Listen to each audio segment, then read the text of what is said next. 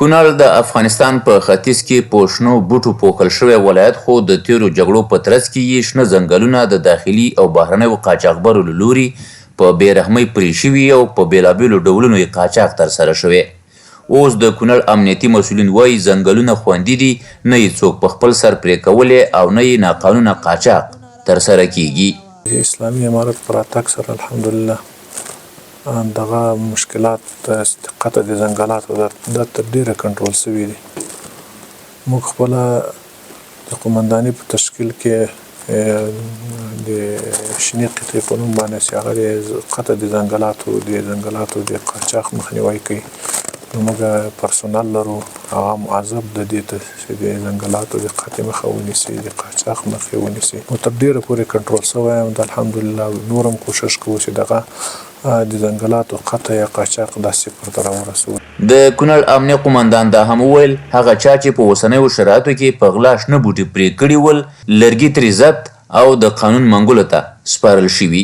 کوم کسان چې ځنګلونه یې ویلي دي هغه موږ راوستي دي، دوسیه هم ورته جوړه کړې ده، قضایي او عدلي ارګانو ته هم سپارلي دي. نو نور هغه حکم د هغوی پورې مربوط ده چې هغوی کوم قسم جزا ورکوي. او داسې ځنګلونه مثلا قاچاق هغه لرګي نیول شوي هم دي، ضبط شوي هم دي، دغسې ډېر موارد موږ لرو. بل پلو د کونړ اوسیدونکي وایي ځنګلونه ملي شتمني ده او پر مسؤلینو غږ کوي چې ساتنې ته یې لا ډېره پاملرنه وکړي. هغه مسؤل خلک چې د دې ځنګلاتو بالخصوص د دې د قطع کولو د مخنیوي لپاره اسلامي امارت تنظیم کړي او جوړ کړي دي، د هغې خاصه توجه غواړو چې د دې ځنګلاتو د قطع مخه ونیولی شي.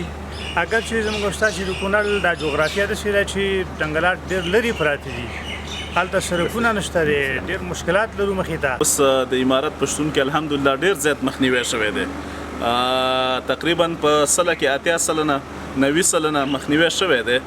او بیا خصوصا هغو ته خصوصي قطعې جوړې کړي دي شنې قطعې په نوم باندې. د امارت نه پکې دا غوښتنه ده چې مطلب دغو ته لږه توجه نوره زیاته کړي، د قومي فیصلو ته هم او شنې قطعې ته خصوصا.